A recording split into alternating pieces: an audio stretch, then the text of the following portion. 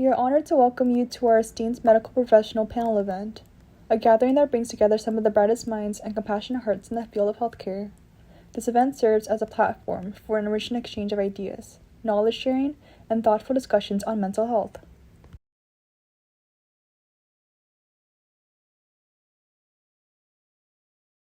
My name is Dr. Goitseone Tanki Thebe, Goitse for short, Goitse, your MD, known all over social media platforms.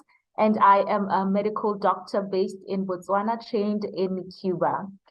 And I'm very much also passionate just about youth mentorship and women development as a whole. Yeah, my name is Ken Duckworth, and I'm the Chief Medical Officer and a psychiatrist of the National Alliance on Mental Illness, or NAMI. And NAMI is the largest grassroots mental health organization of people with mental health conditions and those who love them in the country. There's about 700 affiliates, and there's a NAMI group right near you that provides free support and education. My name is Dr. Monica Band, she, her. I am a group private practice owner here based in Washington, D.C. I specialize in trauma work. I am especially trained in EMDR, and I work primarily with folks who are struggling and healing from attachment wounds primarily and past trauma. In addition to that, a new project that I have going on is that I am the host of a new podcast, I Need to Ask You Something. Please check it out. Our first episode airs September 6th.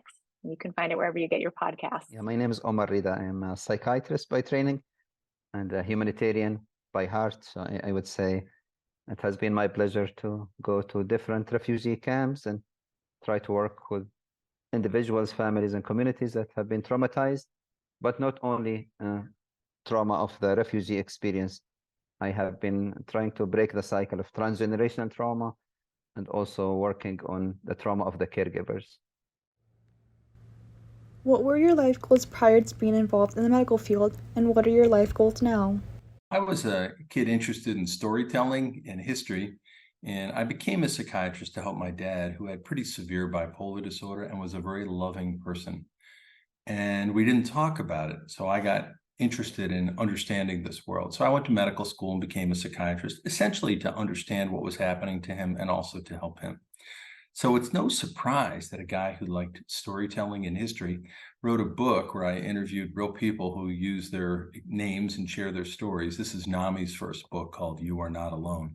So it's kind of a perfect circle for me, where real people use their names to offer practical advice, how a dog helped them, how a peer group helped them, how family communication could be better. This was a book I could have used, my family could have used, and my dad would have read it when no one was looking. So that's the book I wanted to write. So I became a psychiatrist in order to, make sense of all this. And I've been very fortunate to write NAMI's first book, called You Are Not Alone. NAMI has the copyrights and all the royalties go to NAMI. So I feel like I've achieved like a major life goal in that regard. Can you share your perspective on the destigmatization of mental health treatments and how it has influenced willingness of individuals to seek help? That's a very beautiful question. And I'd just like to start off by saying, the destigmatization of mental health as a whole is very vital and very important. And also that it is very multi-layered. So it calls really for the participation of all the different stakeholders. So we're talking society, we're talking corporate businesses, we're talking schools, government as a whole. It takes all that participation in order to really debunk all the myths and that exist about mental health conditions. And so I'd say the first important factor when we start talking about the destigmatization is the education of our society, education of ourselves as individuals personally. And it really goes even further to now introduce the topic of openness. So openly speaking and sharing our stories and struggles with mental health illnesses to create an environment where people know that it is okay to actually seek help and that they are not the only ones that struggle with the different challenges that they perhaps have. And so that openness allows us even then to even leverage the digital spaces and different platforms that exist that are helping and aiding in the destigmatization itself. And so all this really has influenced and helped people to realize that there is no shame in struggling with mental health as a whole, and that it is okay to actually go the step of seeking for help. That education, those debunking of the myths, that openness and seeing that mental health illnesses or conditions do not have a face, they do not have a social class, and they do not discriminate. And really that allows an open field for then individuals to really have that willingness to seek help when they need it. What I think is happening is that COVID made mental health a we thing, not a you thing. And so many people experienced isolation, anxiety, depression, uncertainty, and grief during COVID. I recognized that this book that I wanted to write for a long time would have a market. I think 5 years ago, people would not have shared their stories. And in fact, one publisher said to me, even 2 years ago, you can't get people to use their real names and tell their stories. So that person still felt like we were living in a world where privacy and confidentiality was the only option. I still consider it an important option. But I think another option is that some people want to share their stories to help others, like Diana Chow. So to me, I think the world is changing, and I think it's changing for the better. I think the silver lining of COVID helped us get there, and I'm grateful for that. So I think it's really important to listen to people about what they have learned. I never was taught one word about what a service dog could do for somebody. I never was taught in psychiatric training how dogs could help regulate schedules for people who have mood disorders. I learned so many things from so many people. And that's why I think the book is a fun project, because I think it's not anti-professional. I love professionals. Professionals are also in the book sharing the kind of the latest research findings. But I wanted to match that with people who had figured out how to assemble a life. And that's what mattered to me the most in the book. As a psychiatrist, I'm actually encouraged that finally we are talking about, challenging things that have really harmed our field, because we have a history that's quite ugly in psychiatry, I would say, with the use of maybe, polypharmacy, which is medications that you don't have to use unless necessary. Sometimes we only treat conditions based on symptoms rather than finding the root cause. So many of the clients that I see, they come to the office and the clinic and the hospital with many labels and many medications. Sometimes they don't meet really the criteria for either the label or the medicine. And they would also acknowledge that psychiatry had, very ugly practices that are no longer happening. I'm glad that like the lobotomy and also the use of restraints and seclusions and strong, interventions that are quite invasive. So with the current generation that are finally more educated and trying to fight back, I would say I'm also encouraged. Many therapists, psychiatrists, psychologists, and people in the field are also listening and challenging the status quo and just looking at the human rather than the symptoms. So I'm not only going to medicate every symptom, I'm going to try to find the root cause, not only biological, treatments, but also I'm going to tend to the needs of the mind, the heart, and the soul of my client. What are some common misconceptions about mental health that you frequently encounter in your practice?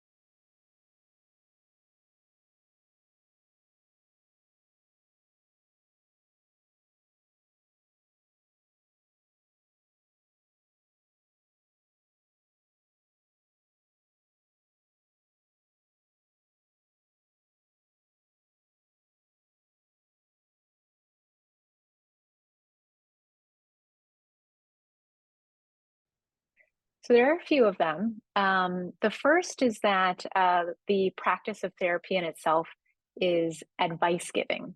I think a lot of people come for guidance and support.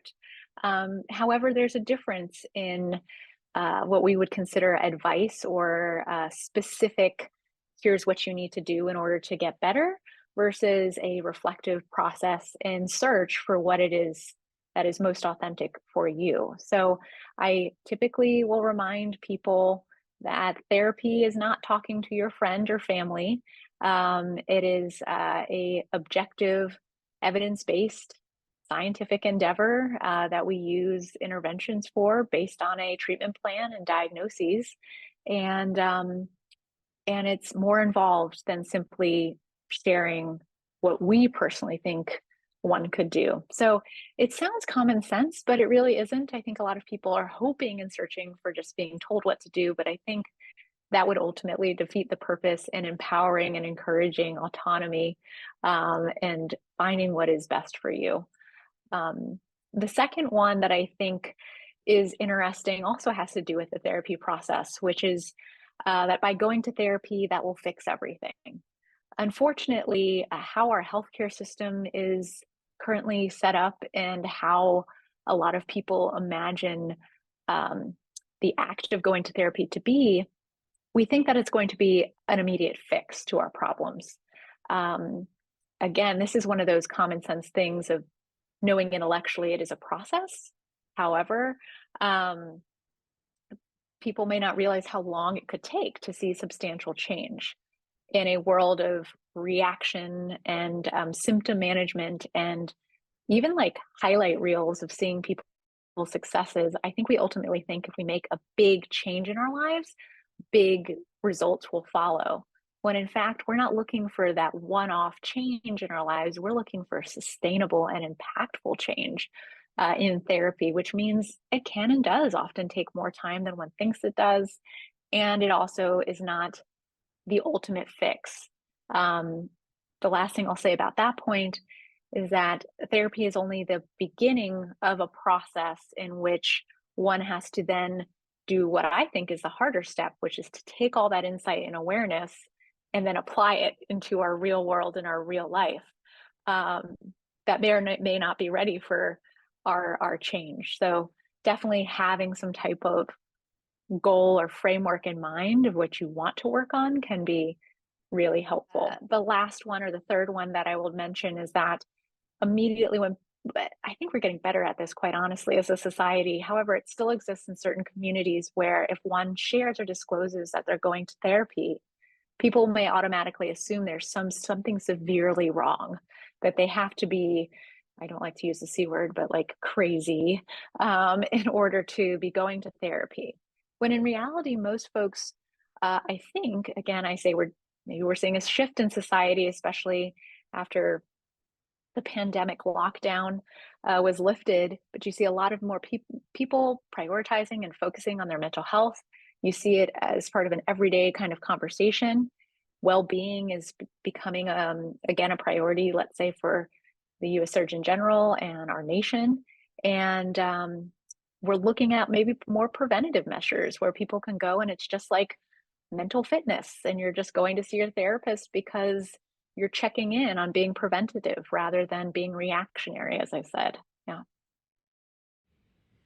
How do you address the concerns and misconceptions people might have about receiving care? I hope, and this is more of a message for people who want to be in the helping profession, whether you're a psychiatrist, therapist, or psychologist, or social worker, you name it, to keep in mind that we do have a lot of folks who come into whose first introduction to mental health as a consumer, as a client, as a patient, is often not a good one, to put it simply. A lot of the clients that I personally see have come to me with some pretty bad experiences, as they report, whether that be at their college counseling center or their first attempt in receiving therapy, and maybe their therapist was not as culturally competent as they would like to be, and there were a lot of microaggressions that didn't help the therapeutic relationship. So I want to normalize that, like, it makes sense to me that a lot of people in of itself could be hesitant, even if you tried, to give it another shot. And so my message to helping professionals is to keep that in mind and tend to those ruptures in a relationship first before you start forming your own one, because people will already come in with maybe a lack of closure and hurt and just a bad taste in their mouth from their last introduction into mental health, in addition to maybe what their community says. I certainly work with a lot of people equally who have a lot of stigma about seeking mental health services, and so some of their caregivers or parents don't even know they're seeking therapy, and that can be really shamed based. So so I think there's justifiable reasons as to why those hesitations are there. As I said, I mean, psychiatric medications have had their bad reputation, I would say, over the years, because some of them, they have very strong side effects. Some of these side effects have been permanent, like causing movement disorders and stuff like that. Some of the medications, they activate anxiety, and sometimes people who are anxious, they might feel restless and they have that uncomfortable feeling inside of them. They might actually start to think about suicide. Some medications can cause addiction on the long run. So I'm very encouraged that, you know, we are coming up with newer medications like the second generation of medicine, psychotropics. But still, we need to be very careful and make sure that it's not only medicine that lead to healing. It's a comprehensive approach. And so I would say lots of education for both the client and their families, and also lots of revisiting the reason why we became caregivers in the first place, by looking at the human and not only medicating every symptom that they come and express. What are some of the latest emerging trends or breakthroughs in psychiatric research that could significantly impact the way we understand and treat mental health disorders? Some of them are amazing ideas, like the Wellness Recovery Action Plan that Mary Ellen Copeland developed, that some people still don't know about. This is kind of a self-directed wellness plan that you put together. On the research side, I have a study from the transcranial magnetic stimulation world. I asked Holly Lisenby, who's the director of neurostimulation for the National Institute of Mental Health, to summarize what's happening in that science area. Obviously, MDMA and other psychedelics are very interesting. I had somebody summarize how they might help people who live with trauma. I had a woman in the book for whom ketamine was the only thing that helped her with her depression. So to me, by listening to people and talking to researchers, neurostimulation, psychedelics, ketamine, which isn't really a psychedelic, it has an FDA-approved compound, S-ketamine, are novel ways to approach mental health conditions. And we need more research. We need more activity on that. I don't think you should try this at home. I think what we have to do is have enough research base to figure out who it's helpful for and who it's not, under what circumstances. MDMA helps people with trauma in very small studies who are getting guided psychotherapy devoted to their PTSD. That doesn't mean you should take MDMA, for yourself. I don't think we're ready for prime time, but the research is just on the crest of getting there. The FDA has fast-tracked this for approval, MDMA, and so that means they are really interested in what it can do to help people. What are some challenges and benefits you have seen with the impact of social media on mental health? I think I'd even perhaps be brave enough to say it is a universal challenge now. Because like I said, we have different digital platforms that are connecting us as the world and the globe. And social media really has now brought both good and bad. And I think I just want to start off with the challenges, is that we're having now an increased rate of individuals that are self-diagnosing. And so it goes just beyond the glorification of it to trend or to go viral, which is something that I've realized, that there's a lot of spread of false information regarding what mental health really is and what mental health looks like. Because one thing that I really want to put out there is that each individual will experience an illness differently because we are all very different and unique. And so once you start mirroring another person's diagnosis to yourself, you're not putting in all the factors that allow the right professionals who can give you the right and correct diagnosis to really assist you, because you've self-diagnosed, and more so there's that spread of false information. So take, for instance, somebody will have instances of having a low mood or a difficult time in their life, and so they are sad. Then they go to the extent of saying now they have a depressive disorder.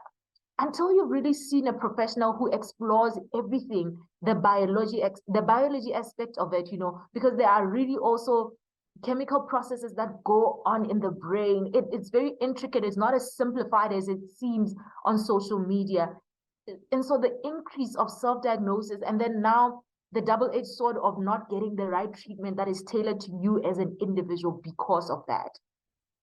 So I'd say that has been the biggest concern in terms of the scope of my community, the perpetuation of false information just to trend and just to go viral, but also acknowledging the benefits that we do see an increased awareness in our communities. People are more cognizant to be kind and more empathetic to other people who perhaps are not feeling like themselves, or even within, let's say, the school space or the workspace.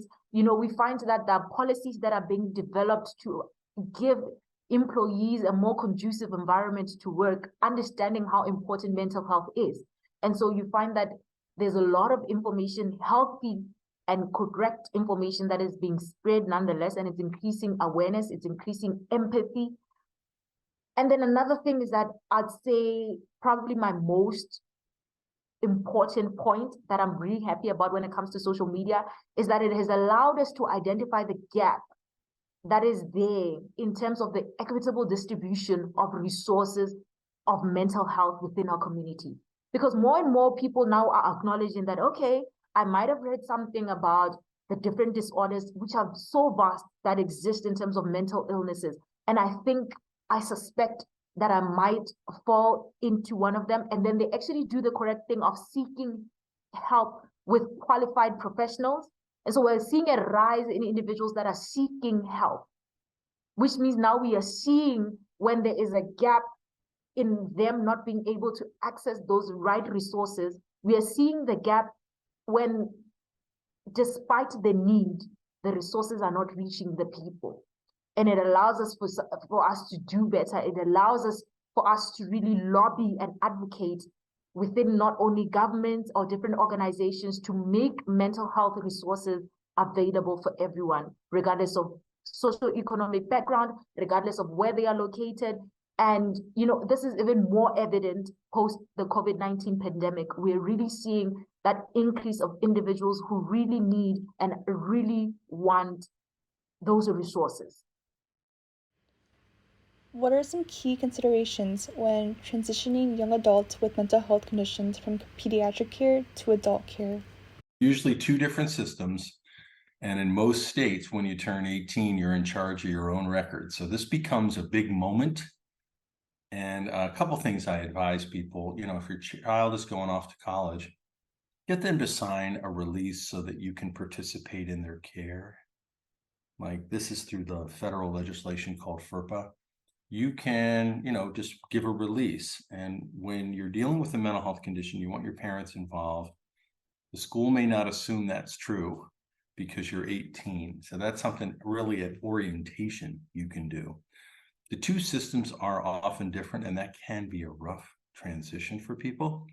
I think peers and the power of peers, like letters to strangers, gets people through some of these transitions, because you might change your doctor, you might change your therapist, you might change your funding stream.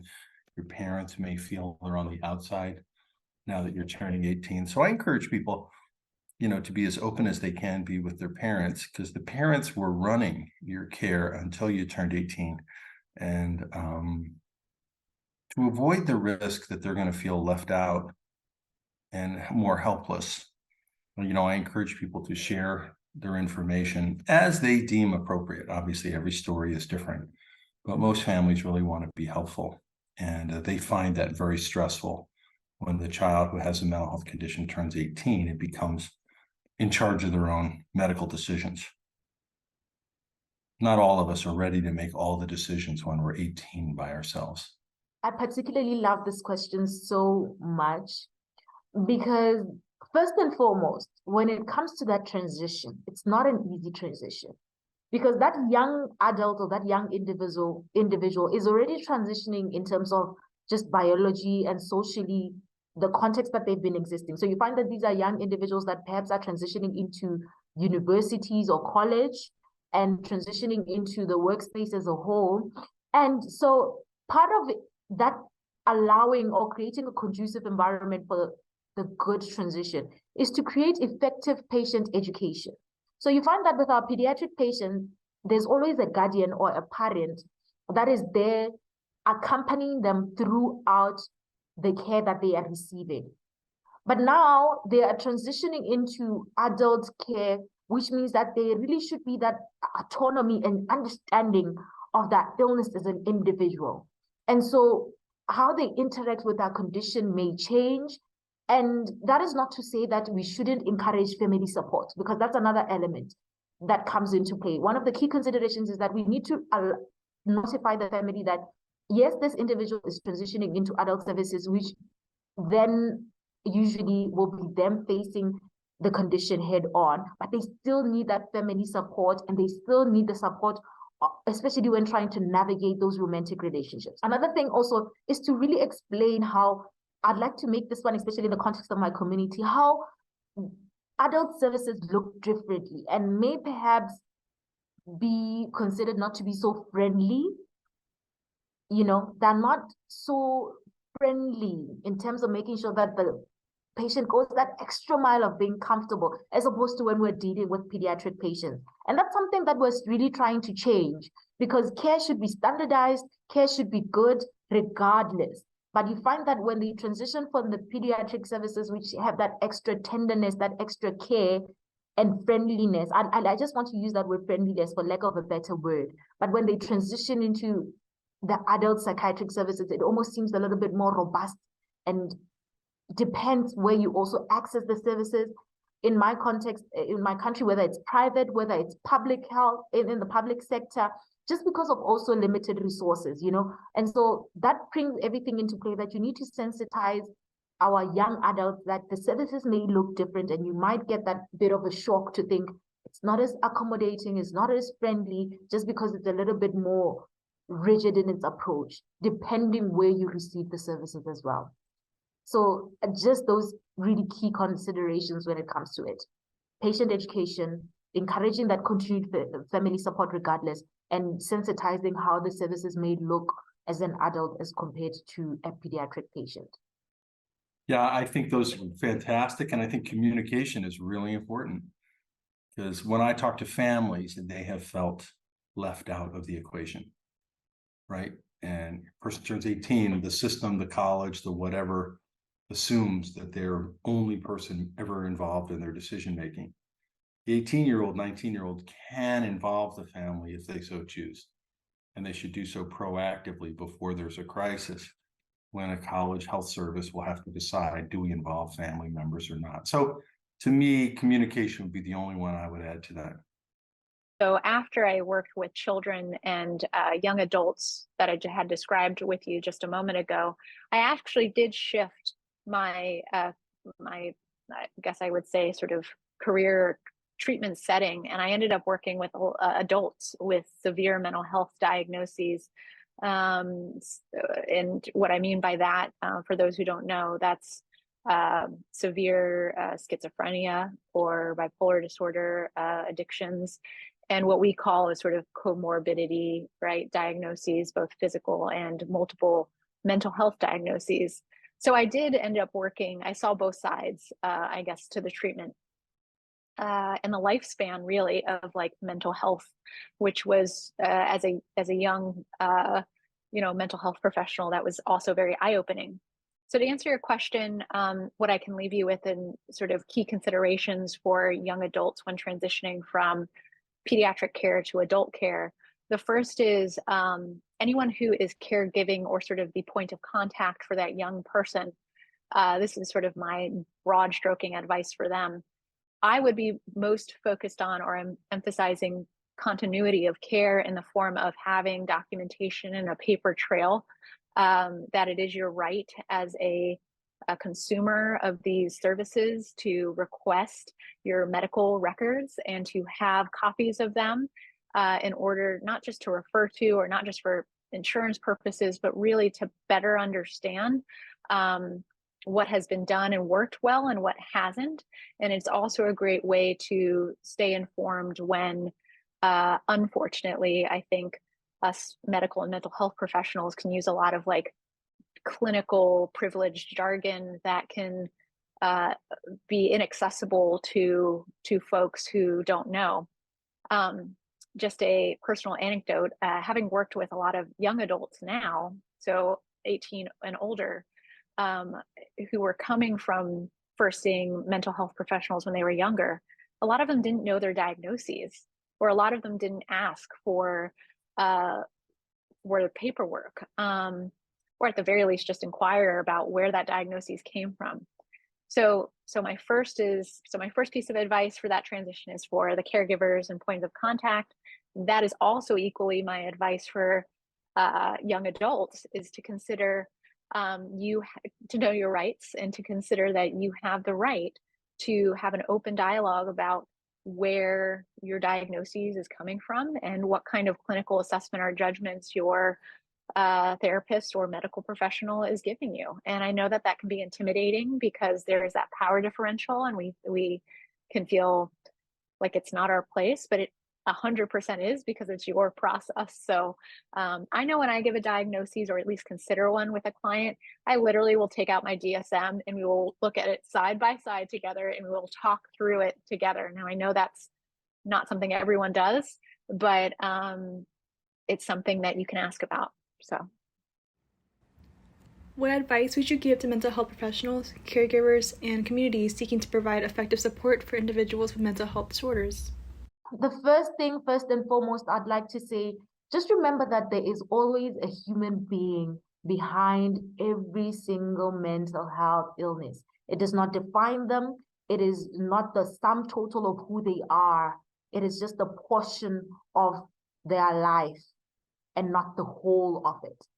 And so that really requires us to approach everything, not just as the mental health professionals and caregivers in our communities, but to approach each and every situation and each and every individual with empathy, to know that it is not an easy transition and just navigating it and trying to get help, the right and correct help. They need that extra empathy and support and care. So there's always a human being behind it. It's not just the patient. It's not just a colleague at school. It's a human being that could have been anyone. It could have been us. It could have been, anyone really. So I just want to encourage empathy. And then I also want to encourage that please do seek help from qualified and skilled, trained professionals. The reason why a lot of the time people are not making maybe progress in terms of the help that they choose to get with regards to mental health conditions is because they're perhaps not going to the right places to seek help.